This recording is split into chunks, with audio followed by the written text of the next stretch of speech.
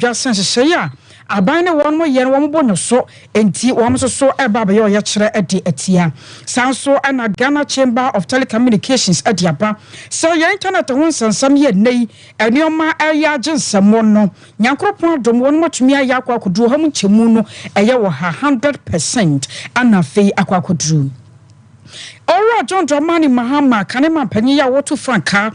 Adiama andi siamanyoko no adiatoma mpanyina adwanim sadaromo won momoya national service wo mu super papa enti won wontwere ni mfanhwe won wei ane afoforo bi akeka ho ane yesenkonwa yode ababasom wo yemfa seta emma enyumako yi express group won motaye chi papa wo pa kwanto ho hyehye ne afutuo bia no a fakoda wo mo do mbebro eno wachi no ye ka cho say it's my kitchen restaurant wase bwana bedi aduane pa na wo entumi ento 21st clinic ni wo mo sciatica expert papa afei through herbal center with the 3 core capsules enupa no so adiaba mezo and 5G drink enso eka ho bi eno me amatena si amaje adwaba kankan semi medi ene akosuya ajewa akode boatin afeje bro na nsem no minchichimu enfama Dom kumaya wa magana mo sebejafie adiaba to dwa atresan jasonko a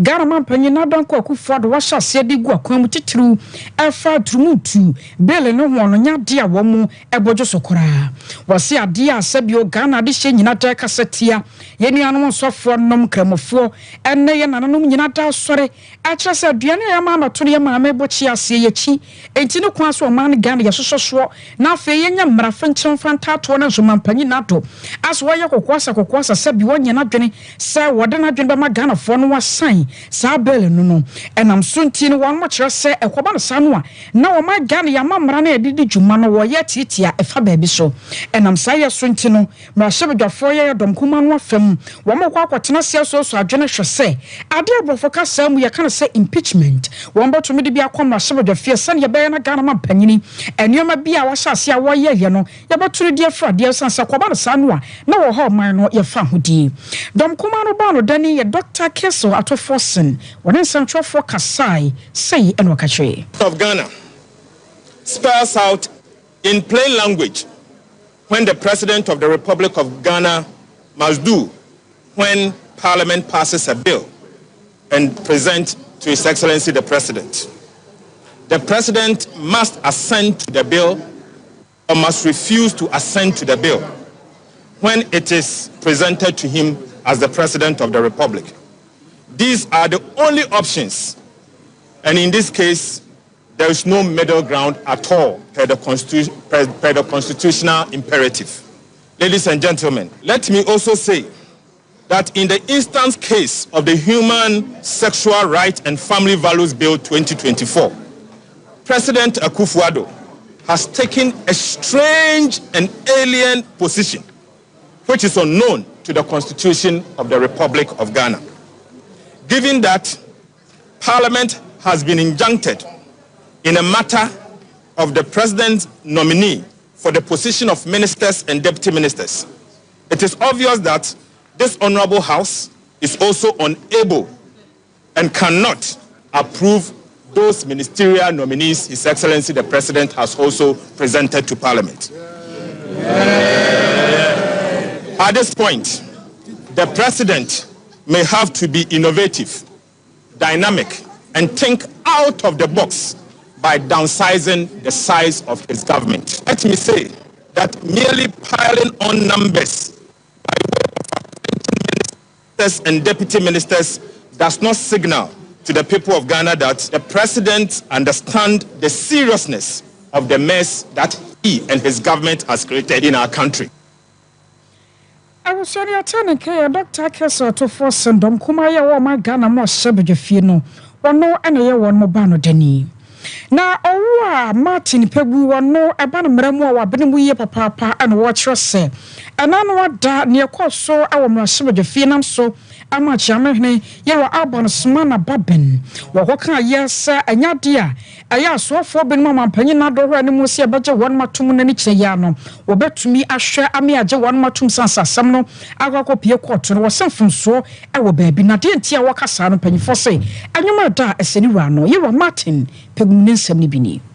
The matters the Attorney General has raised don't go far enough. That's putting it very nicely. They don't go far enough. You see, bottom line is that once the speaker was served with the writ, so let's indicate this. Now it's very clear to us that it's not exactly accurate that the speaker mentioned yesterday that there was an application for injunction, a motion for injunction. That's the word, motion. You see, when you say motion for injunction, it has a very specific meaning. It is a document. We cannot go into the details, but it's a fiscal document that you must see.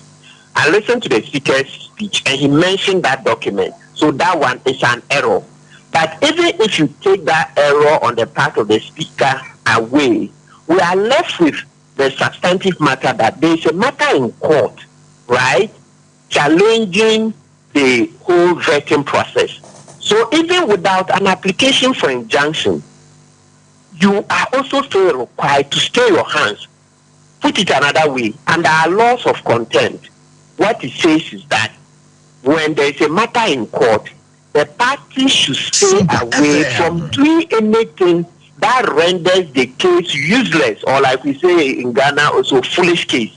Don't do anything that will make the case a foolish case.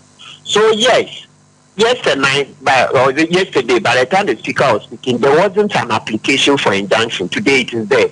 But as of yesterday, the speaker had been served with a writ. So let's say the substantive case. There was a case in the Supreme Court. And that case is that the Afia report says the Supreme Court should declare that the vetting, unless somebody has been approved by Parliament, he's not a minister. And then he added also that for those people, right, who are outside Parliament, that's to say those who are not being vetted, upon Nkrumah and the gang, they should also restrain them, right? Now, so the point I'm making is that once there's a case, no matter how bad it sounds or looks like, the law is that you go and deal with it. I was so way a Martin Peguno no abana mramu a wabene ya tese wakasa no ya kwansa fufumu. Awere fo ka ko guta president ya wadano. Aya Dr. Joseph Ben wo bon nsan shashasha. Adama mampanyina bejeje Dr. Alhaji Mahmoud Baumia. Arefa na moto obi anansem wo pese wotuo. Senyame ya adom 2025 otumi abatena akonya so a. Watrasa yewra Baumia na semu a waka. Senyankopon ya adom no bedi mampanyina.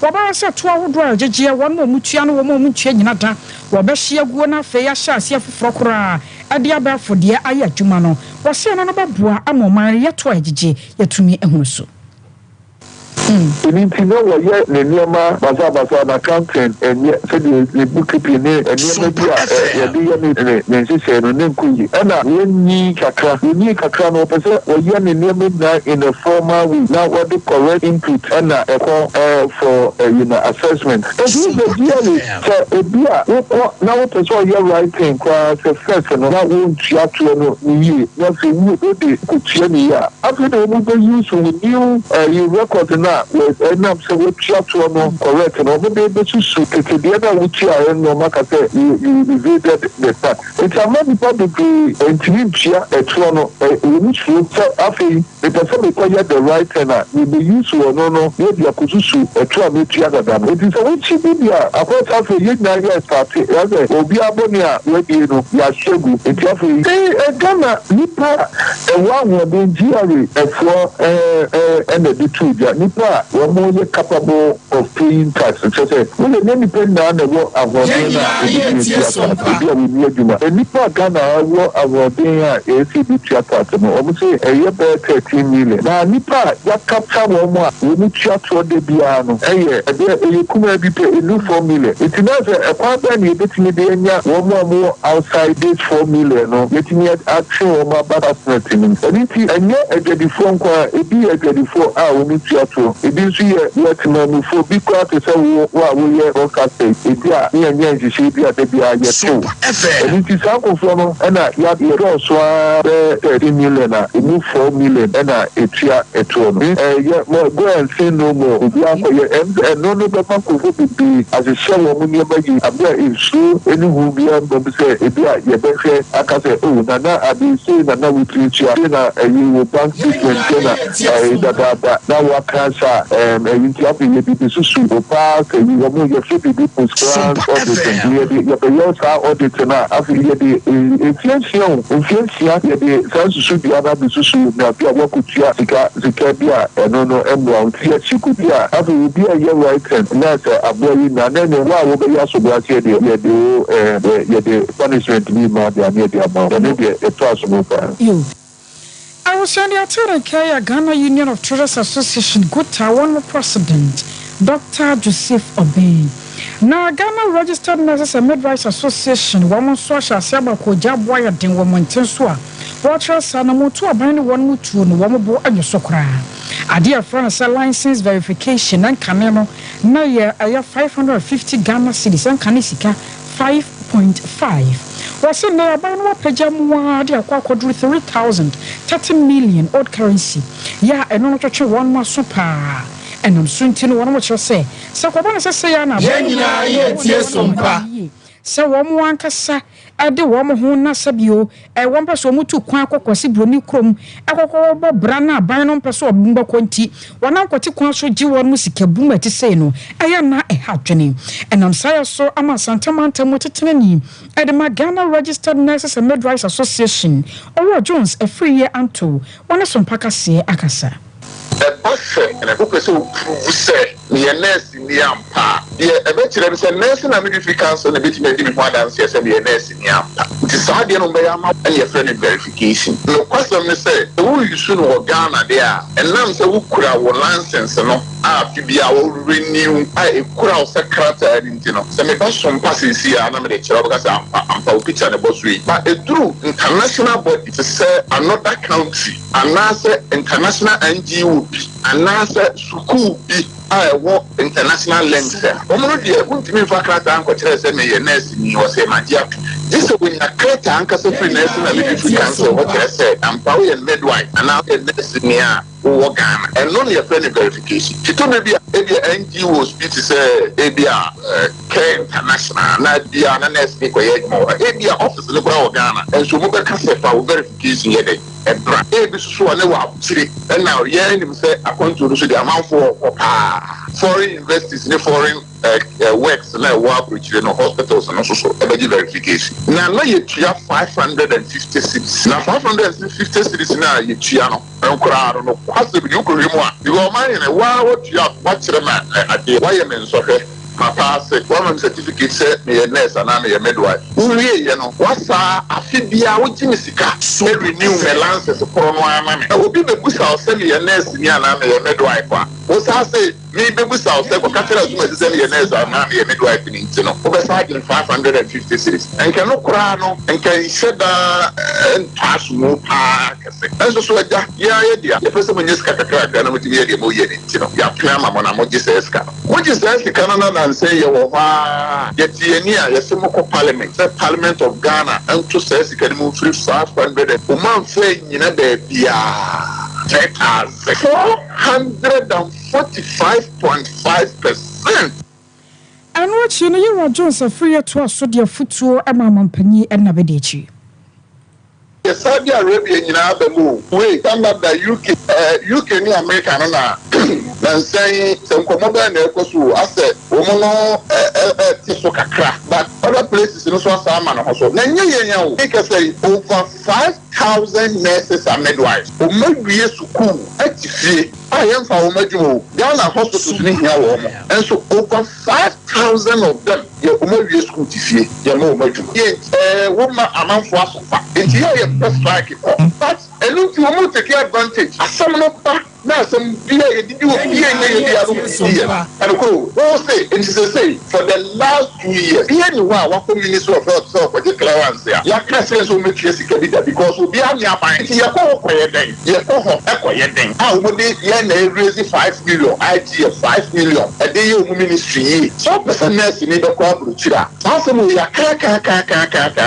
in the first place, one person of the corporate say, let's say 4,000 this year. What's the need for Omegma? What's the other person of the corporate? The question, Koda, Konangokaya, Menswa, Mima. In the first place, I don't know. And no person is in the corporate. Yes, oh, you know, Omampaniku for you. No, come in corporate. Omampaniku for buy. Satam 2003, 2001, thereabout. 2003. My year ready to send a corporate. But let me share the market here, the ADAG. Additional duty our allowance. What the above was the Mekolika, meaning free car waiver. No, so about the go Satan. No, so about okay. Oh, why you say? Who did 2 years of with the cost of leave? And partner, me did 2 years. No, man, study leave. No, me go school. I say, let's see, man, you know, we go school. So I'm upon the 5 years. My go school about upon the 5 years. Oh, Nama Ware now, I will be no, I feel sure, now, no, die. But no more waiting, I try. And no man can and the vice president Yakusiako appointing not the Yakama and so Puntomoshi. You know what I said? Yaku, actually let the Kohafi Mamma. Meanwhile, different Wufi, next one immigration Wufia, young power. Ghana Registered Nurses and Midwives Association, as on Tamantamutinani or Jones a free year and two. Na Ghana Chamber of Telecommunications and the day Abaya watchers your internet once and some yan and Saint Terminal Sadana na Subia Sanwa na had Genino Yankoro Patum so one more to me about more day. I'm a neo but you make us say a plus walk could do a homuchemuha 100% in Nelsa Ghana, Yariana sa. Ninano Ayana Mutos from Koya penny for the Guacamu free da internet and once and some chassis say a call a chair or my Ghana emu. Now I will be a Chief Executive Officer at the Ghana Chamber of Telecommunications, Dr. Ken Ashibewa name some for Akasa, Achachin Sempin Wamudia.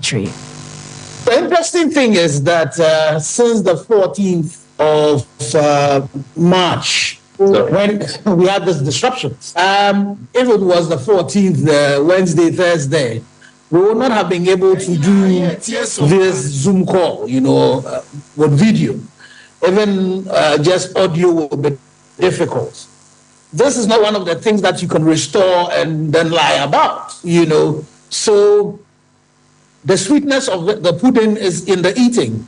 Our customers would really be able to tell whether now when they send WhatsApp, it goes immediately. They are able to download their files. They are able to access various applications. They are able to do a lot of the things that connectivity would allow them to do.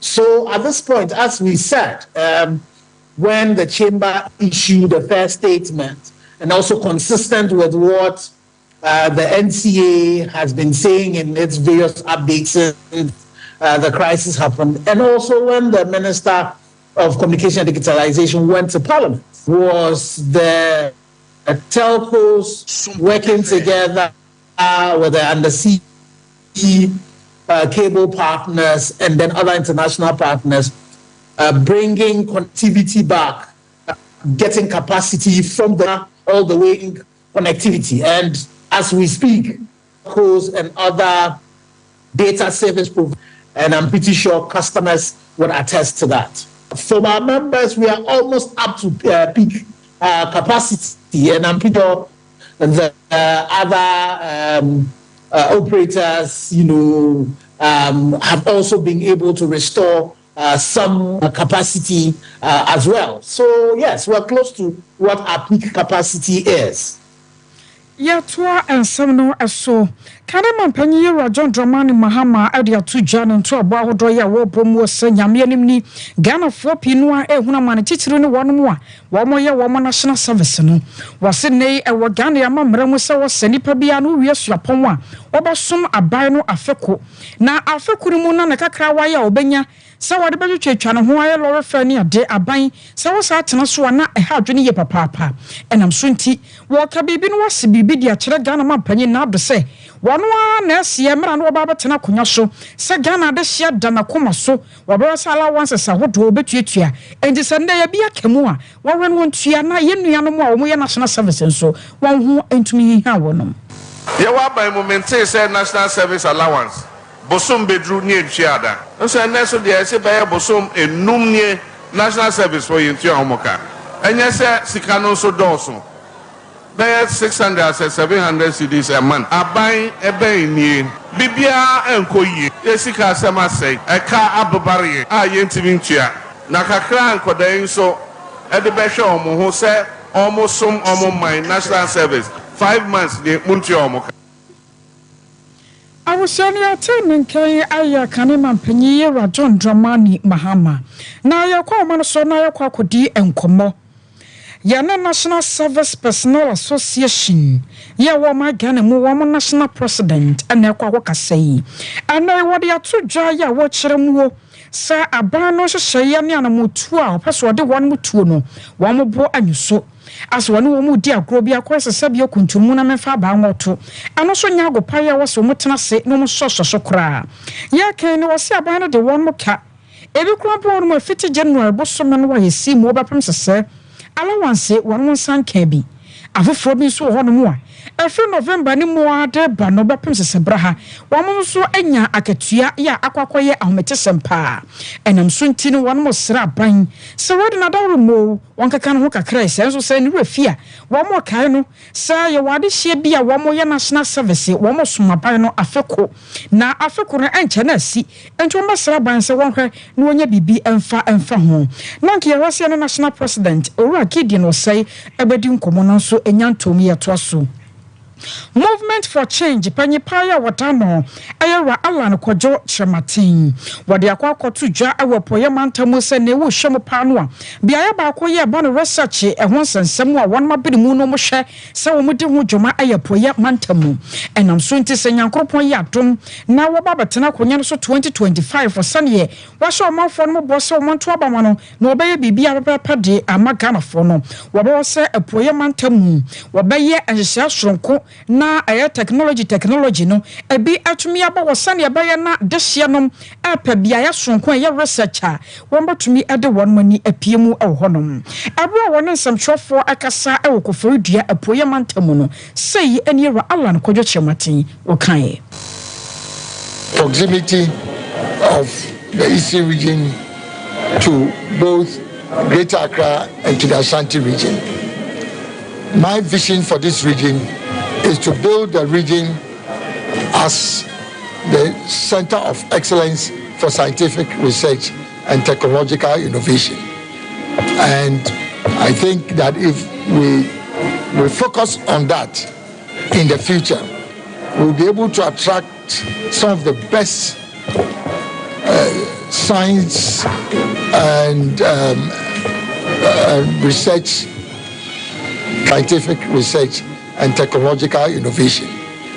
And I think that if we focus on that in the future, we'll be able to attract some of the best science and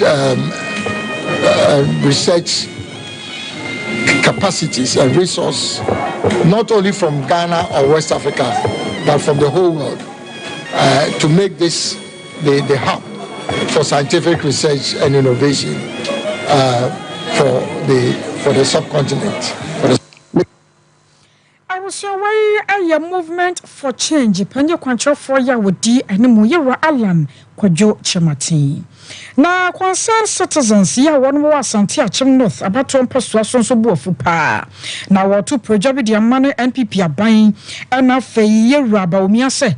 Sa wo mo mpan toto mpan no a ampese nyame ya duma fia bato no wombedi ntwokra wa asante achim a wo mo wase Salt FM ya ene won mo tumwo no won ba bebie amana sa ya adwuma na wo mo se akra ya se ya sibu won ma na no kra pa wo mo tete se ora Ernest owusu bempa ya wono dodo no abodema ne se aboa papa no wodi mu ntintima wa MPP amanyoko nim wa kan wo bi ana nam so ma sort fm no ye babeto mu na se wo hwepa no a sort fm no akwakoye ade a ewo mu de tie kasamfonyini ne kasafidie so etie ensema wodo ye a ekoso ewo magane mu enti se kwaba no se mo abatoto mu no mu nya bibia antie amfa o man mu nsam de a ene no mu so ebeto mu fu pa emabunu no kasa pinu ade kya Sompa kase e kira se wadi o mo kɔ ne bɔkɔ no nyame ya dom na abato ne duru so na ye mie ya ewo ene MPP aban be hu Sir, closure of Salt FM now on the procedure.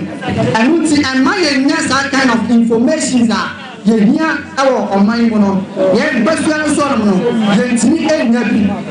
A man say, Anna Amutum. And I'm saying, anybody airport, Yamon political power, as she said, and a man the closure of Salt FM, a basso, because Salt FM, the CEO of Salt FM, were declared said of a Sompa for independent because of 20 constituents now. The man for 8 year development, it's 7 years and just allocate more development. No, a man CEO of Salt FM, I declared 2024, 7 December, about one of a Sojina, Quantum Pro, which is independent, and the man as a touching of.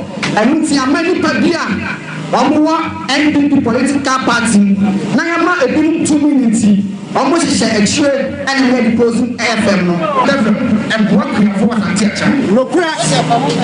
What is that? Okay, you know, one of our would take a room such an answer. And Sana would have performed. Says Sulato, set a Yamabo, yet Tirana, and Sana performing said they Sulato, it's good. And then Yapa, and once I is all for being a young person. I'm by a year piano, you look at the year piano, was at the interior as a transfer. You know, there's a problem with you. And probably never for you. You catch your mind 24. The air can say NCA4. A crowd of us are to sort of a moon. Sakwan, I'm fast on maybe a sort of them. That's a man, maybe a sort of them. And you are touching them off. You know, we need to go to a battle. I just want to be a sort of them. Eddie and Maya and Sana. I feel most of your election year. And yes, I did as I did to know here. I'll be before moments. That's all about a campaign. Because the best year no emphasis problem. I was sorry to and some no so 21st clinic and I account for the amount so one way a sciatica expert corner one more and show so fan or 2 sentin no baby I dear be at one more edimujuma for corner one more show branches in the door so 15 any tree 0540 311311 and what you know through a herbal center with the 3 o'clock capsules aba a dreaded to Mrs. Yadia Coco I am Tim and Yadia and Kaye Koko pa de wa beni mu se ebetumi asa ade afri honom 0546 107 ye baje so mizo ana 5G drinking so aya no de onwo so a aba dwama so na eboa wa ma oni padua no asasi pina asita ade amawo 0246270221 wokọ dwama so ba bia da ya bisa ne mum hye so se wokọ hwe overseas a ebu se cha onsa abeka bi ni wato ye gina wasu ya tonkra ya bisaba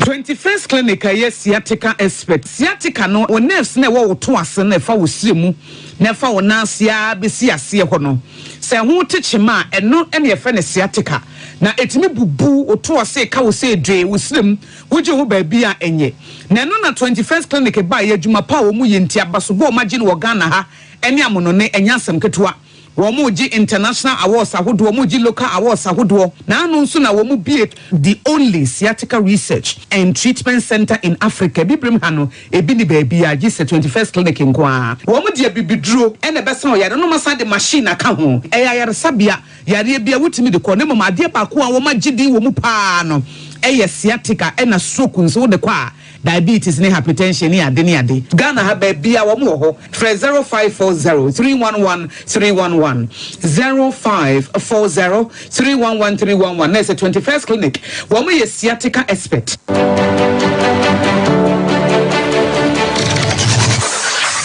Introducing Mixer 5G Sparkling Drink, a whole new refreshment in a can. Mixer 5G is a tasty non-alcoholic drink. It is a perfect companion for all your events, including parties, weddings, and funerals. It is made with green tea, ginseng, guarana, grapes, and grapefruit.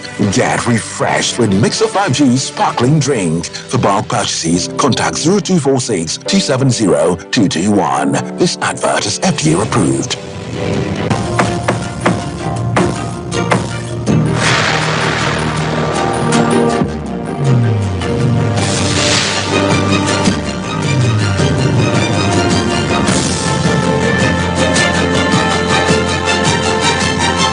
Sompa TV, Emma Akitiapa.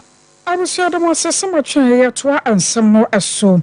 And said, my dear, be so our have for no southwest man cinema. And I'm so I'm my Ghana Education Service at Makoya, one about was said, my dear, no. What would you say about 2 4 say to 3 hours or so, me no santimera, and when yama a fan fish, you no more. What about your so when you're not at home? Now, District Director at the Ghana Education Service, or just in a quasibato, and what they are to jar at your say.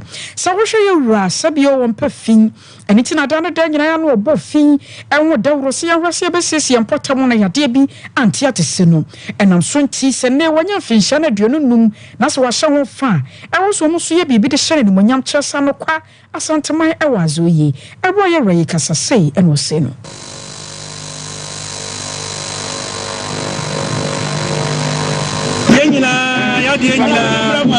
Oh, inform here.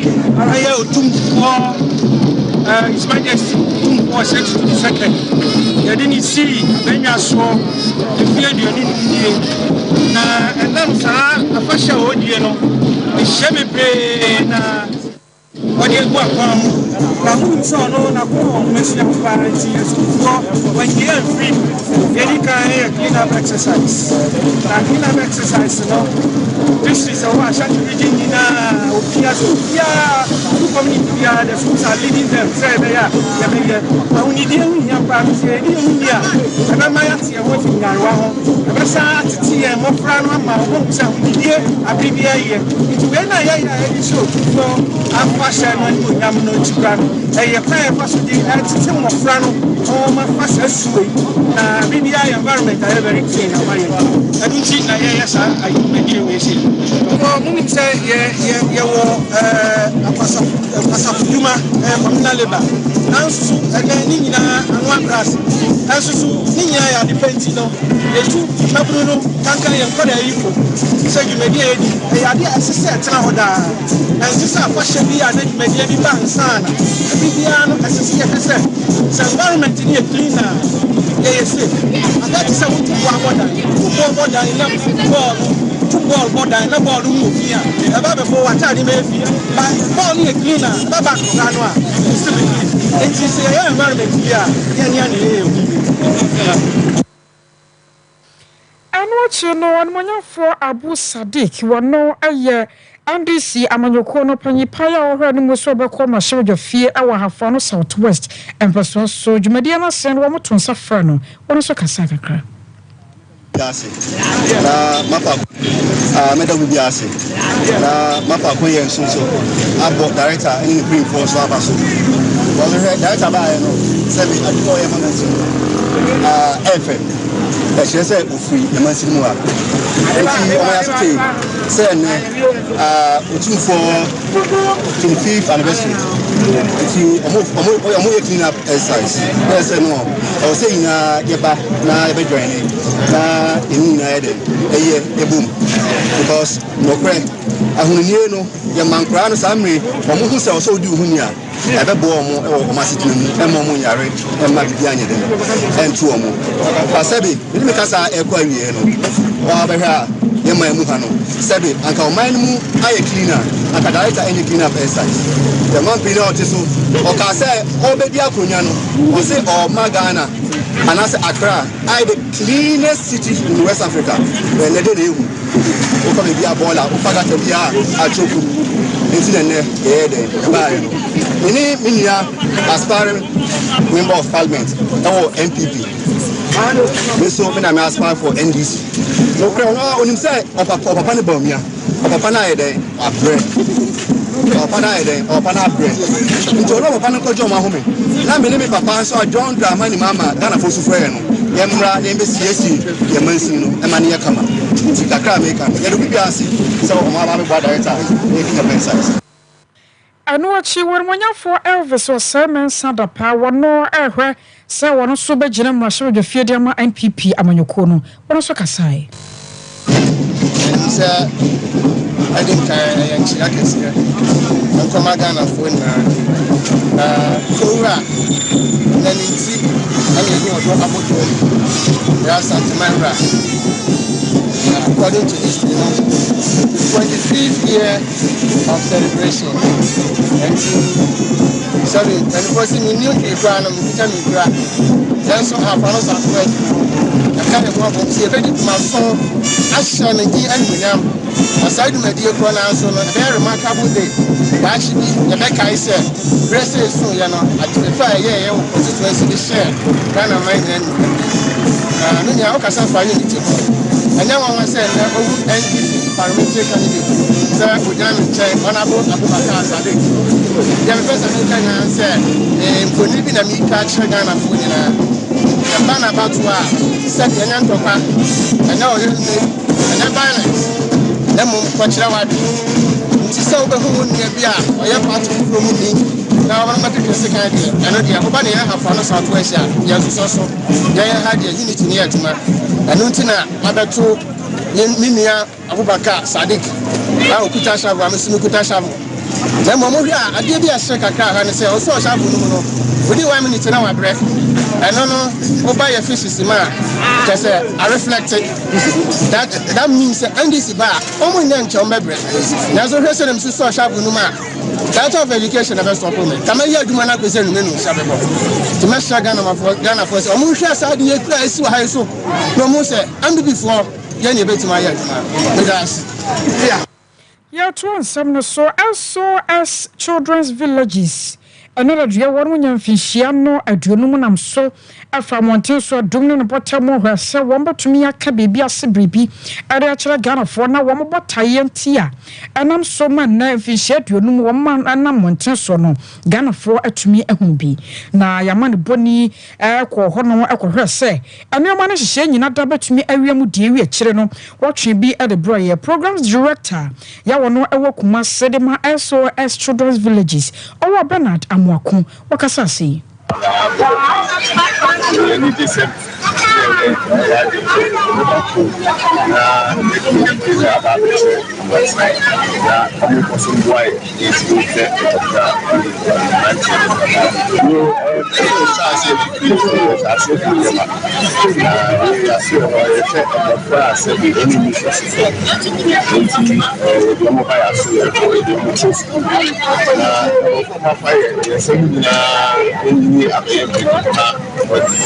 Kumasi actually people back before shall say it invest you school at the second degree and say we are winning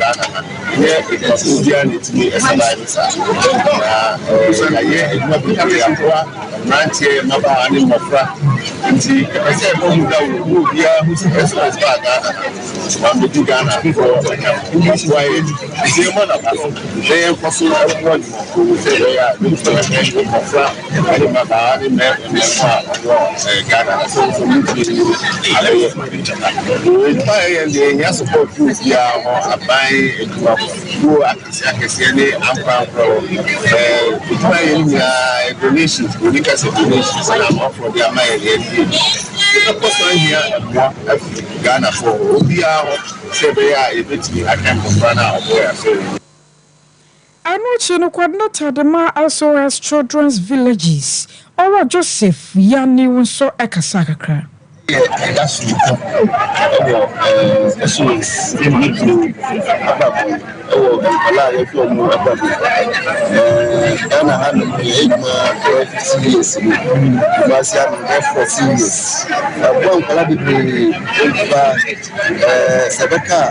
over 3,000 children from different projects, including family strengthening project, alternative care project, no business as usual project, and clean project. That's good because it's me and my blessed academy, it's my one collapse, a post Abedane to English. And then, was a come once a month. Yankamanisi. It's me, Bamunim. Now, no one said, and I'm probably and it's been Miska, a Jabwa. Now, Yabamuni say, good morning. One colony. So once I'm why I ain't me. So SOS. Short schools are it's we are going to short schools. Short school short school 429886 reference number no donation. Who person we inquiry so with my friend 02570545005. Now why you donation into account to support these vulnerable children. After the shabby more, one so now so as foundation so and your son for so no. One so see betray. That's why the man will be that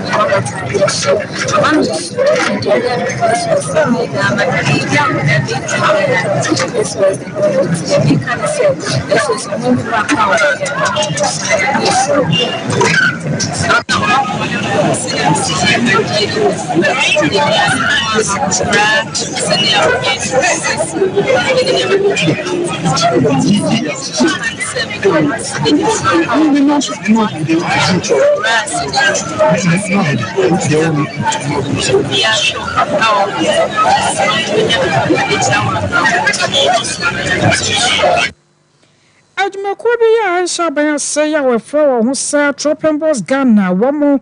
And dum judgment koya wa tebu amanten aka bom ye ne won my entity adwumadie ne church adwumadie ade ama fire volunteer members ya one every Christian Council of Churches Association eno wa tebu amanten na ne nyina da afa ewiemu sachaye ho sanse nei asankame sa ewiemu sachaye no sheda nyina fa akosa ewo muwa no a awia ne timi bo gidigidigidi afai ne nsuo no wahyase na se kura de ya bebomuo awia ne bo a bedro no me no na nsuo no wahyase se egugu enam so nti won mo hyase se won mo ye nkyerkyere se ne be ya Ghana fo ye be hunu kwan ye be fa so na egyahyehye bi anase mpo ye bibia de gyahyehyye be ba ye betumi ahwe na ye si ano ekwan Dr. Isaac Nunu wo ye project manager Adema Tropen Boss Ghana admekoya ansha banse no ebra wonmudi sa adwumadie yi wona central for ekasa echeche mudi ntia wafa to nso so obeye sa enchechiri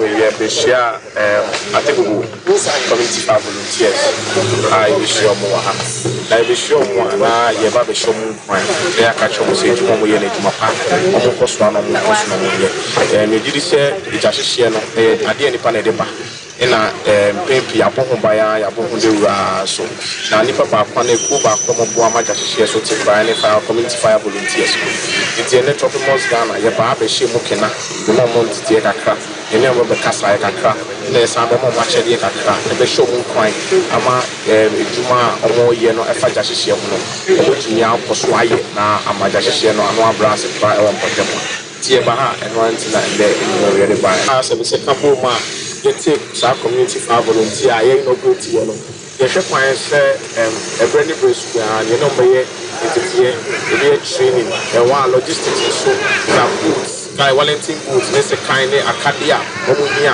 ebe boa mo djuma akoso no so me brand e ba na ye ni omo asan ya be ni ti bi o wa Remember, you know, I'm entity and why I was small. It's in your it's game, the first one of my YouTube. I should quite say, Saku, check. Now, I feel for crying now, my community family, so much, yeah, and my community family, so I will say if you want and what she other should be a one so called her Quaja Sancho Trebi and so a Casacra. Yeah, don't say, sir, or to me, Abba, now my best friend says, in your man. Yes, sir, you're my in Yaso. I answer the big man. It didn't be as I do more promise. He said, maybe on the back. Now, my back, I said, and not a yes, I detest your mind because it's hard, you know, my yano. In Yasopa, Yanso. Said, was no dear to say, she went to me about the fire. There are fire for us, but by your mind. This is saying, which is really so far. Robuama, just share a poster or a no ablas. Doris and fire classes. That's fire volunteer. The nature of my name, I'm not fine. The Dalmata fan, I watch how much I am. Yes, yes,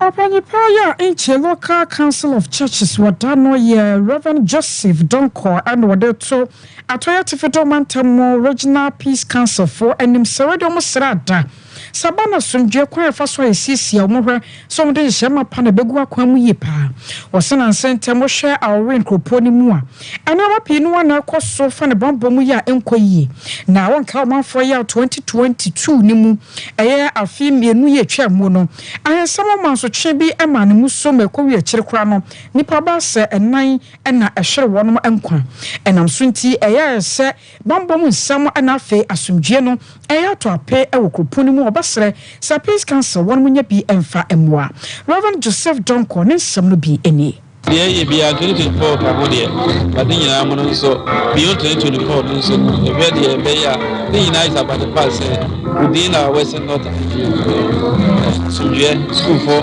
biya sumdue si on wade anano biya sumdue bu o mo mai aso for biya sumdue ye de so here at least for biya sumdue asumo nyankopon omo biya o ye bibia no biya sumdue mo ye adwuma o mengu biya ba se nyina so e kan bo ma ya de say na ya ma I dey ozo ko wi ase nya me ko so wi ase no obe bre aya de na na ma wi ba ye just 2 minutes na ni na say de ya hadwe ya so wi de say nyina ba modern ai tu wana mo Anochi no chairman the Western North Regional Peace Council most Reverend Samuel in Kwaboatin one so de kakra to aso omo ampa no man to 2 years no man no quite needing transparency is not seen they won't be active and when they are not active our peace can never be achieved. That's why I say that statement. They should be proactive in all aspects. They should not neglect some parties and accept some parties. Transparency should be seen. We the church, local council churches and so on, Methodist Presby and other mainland churches and all the Pentecostal churches, we are going to preach peace in our pulpits because the Bible says, Express Group no ye kan for adiamo bibia da ye wo pepa ne akoma pasa wo tu kwan.